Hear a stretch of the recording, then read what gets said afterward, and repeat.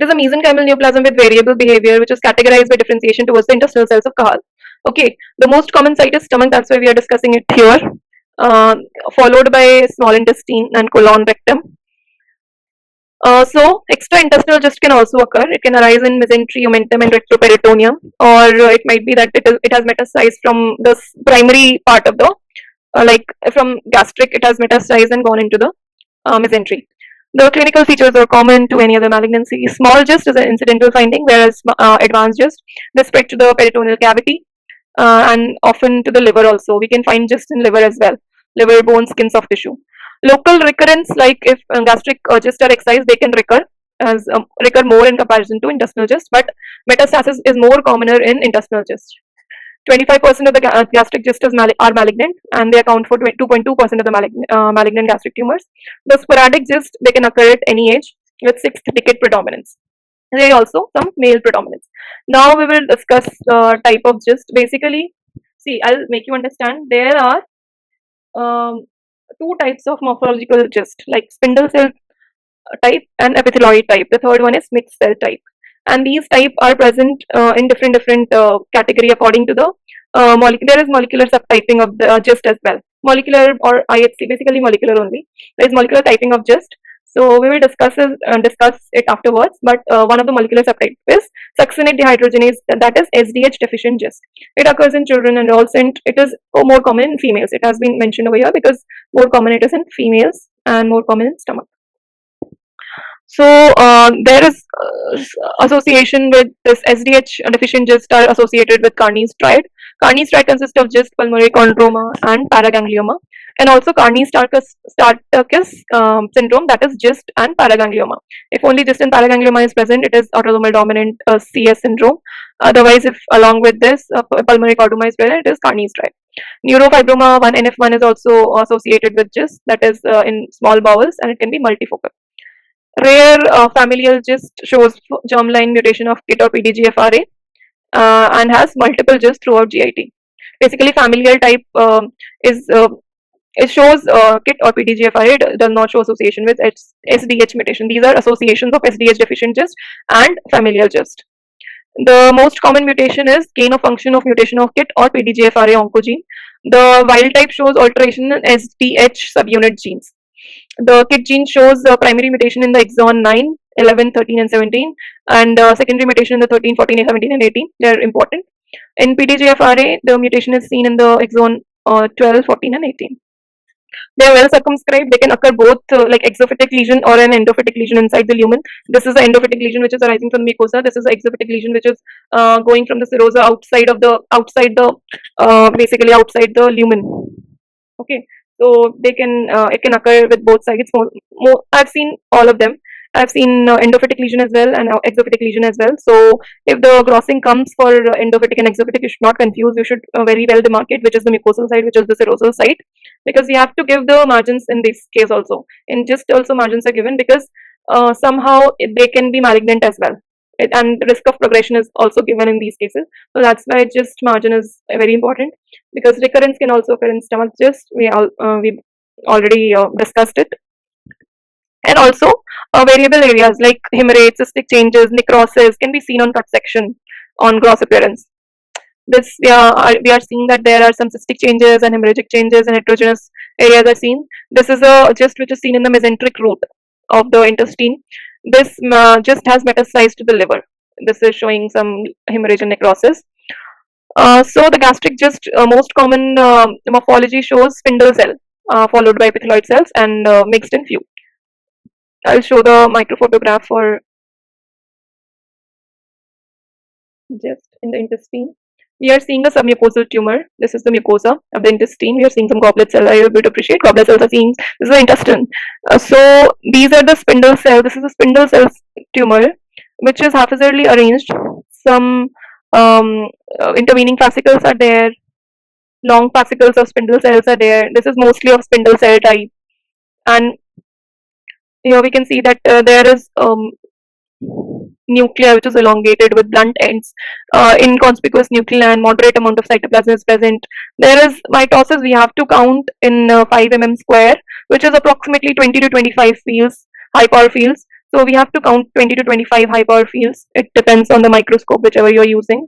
It is given in the CAP guideline or CAP protocol, which area diameter you have to take. So you can just see it accordingly.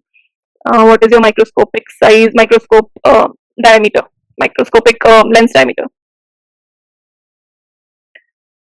So yeah, this one is HE. I'll show you the dog one positivity.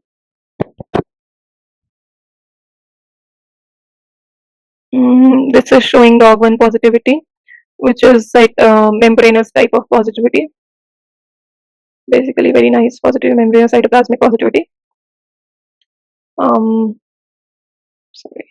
There's CD117, which is also positive in the spindle cells, similar to dog one.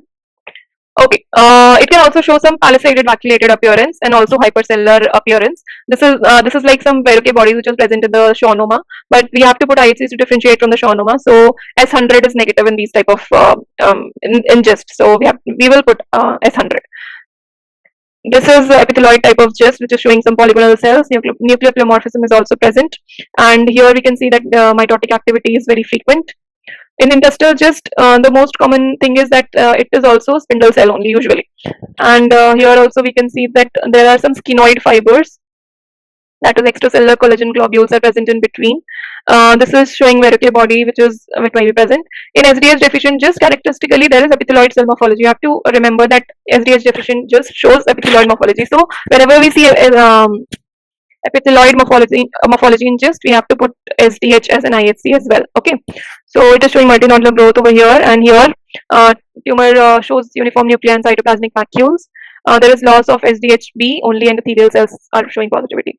Dedifferentiated GIST is also there, which is very rare, but it progresses. Basically, it progresses from low grade to high grade, and KIT is negative in this. KIT is negative. Sarcomatous morphology is there basically, and it may occur after imatinib therapy. Imatinib is the first line treatment given for GIST, followed by sunitinib. Sunitinib is the second line treatment for GIST. This shows epithelial morphology, CD34 positive, and this is CD117, that is CKIT positive. So CKIT positive is seen in 95% of the GIST. It is cytoplasmic, membranous, or perinuclear type. Okay, CD34 is seen in 70% of the GIST. It shows membranous accentuation and less positivity in epithelioid type. Epithelioid type should be. What IHC should be preferred for epithelioid type of morphology? SDHB should be done in epithelioid type of morphology. The third one is the PDGFRA mutant GIST, which also shows epithelioid type of morphology. It is negative over here. So we learned 3 type of molecular subtypes, that is SDHB, KIT, CKIT type, and PDGFRA. So PDGFRA is showing epithelioid type of morphology, SDH type commonly shows epithelioid type of morphology, while CKIT most commonly shows spindle type of morphology. So dog1 is also present in these cases, but along with PDGFRA positivity. So SDH deficient GIST, we already discussed that there is loss of SDHB. This is a flow chart where we will see how to approach GIST. If there are mesenchymal tumors which are suspected of GIST, we should put CD117 in dog1. But if they come out to be negative, it can be ruled out. Like SMA, Desmin, and S100 are present. If any of the 3 is present, if it is showing positivity, it is non-GIST. Basically, it will go into other tumor like neural tumor or any rhabdo, Leiomyoma, something kind of tumor will be there, but not GIST. But all are negative. All are coming out to be negative. Then we will do KIT or PDGFRA. If any of the mutations is present, GIST is confirmed. If no mutation is present, it is still non-GIST. Here we saw that the CD117 and dog1 were present, and we had put KIT and PDGFRA. So mutations are present if it is mutant GIST, but if it is not present, it is KIT PDGFRA wild type GIST. It should be actually done for SDH type of GIST. One more type is there, RAS type of GIST. Basically, RAS gene is mutated in that. It is very uncommon. I have not mentioned in the presentation. Just write it down that RAS mutation might also be present in GIST.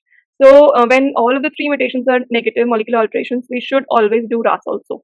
That it might be present in GIST as well. So the differential diagnosis, I'll just cover them superficially. Schwannoma, we already discussed that IHC should be enough to differentiate it from. Desmoid fibromatosis, this shows positivity for beta-catenin and negativity for CD117 and DOG1. So beta-catenin will be present in desmoid fibromatosis. Leiomyoma, we already discussed, desmin NSM is present in leiomyoma. Sarcoma is, IHCs are similar to leiomyosarcoma, however, it has malignant transformation. It is a benign lesion, leiomyoma, and it is a malignant lesion. Inflammatory fibroid polyp, it is showing CD34 positivity, but specific markers like 117, DOG1, S100 are negative. So an essential criteria for GIST are, it is an intramural, submucosal and subserosal mass. It may show spindle, epithelioid or mixed morphology, IHC positive for KIT or DOG1, and SDH loss in SDH-deficient GIST. The desirable criteria is that KIT or PDGFRA gene mutation is present in 85% of the cases. TNM staging is done for GIST according to the size. So if it is more than 10 centimeters, staging of T4 is given. Also, histopathological grading is done, like less than 5 mitosis per 50 hyperfield. Sorry, not 50 exactly. No, this one is wrong. This is 20 to 25 hyperfield. It should be 5 millimeters square. And high mitotic rate of more than 5. This is the correct one. So this is gastric, duodenum, jejunum, and rectum. They are divided. The risk of progressive disease is divided basically less than 5 mitosis per 5 mm square or more than 5 mitosis per 5 mm square. And according to the size also, T staging, they have been divided. The risk of progression has been divided accordingly. You can refer to this table. We should actually refer to this table whenever we are reporting GIST.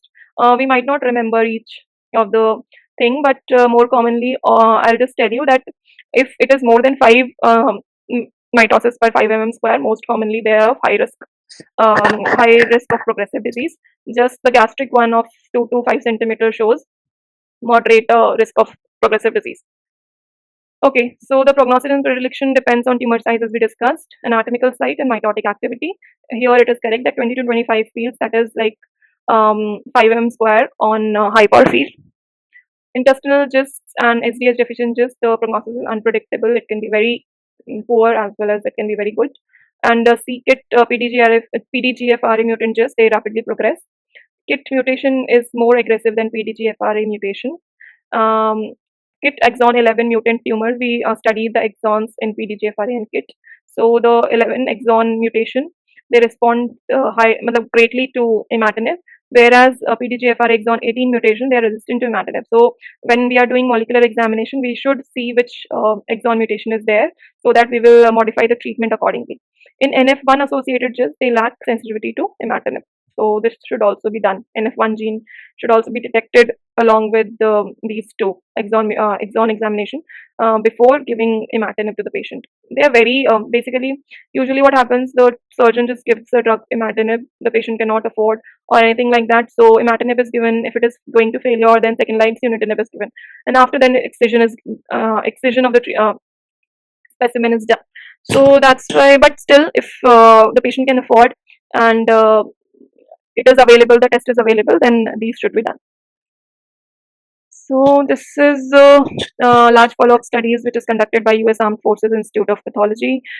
This is basically similar to the risk of progression given in CAP, which I discussed over here, but this is not very important. This table is much more important than this one. This is just a study.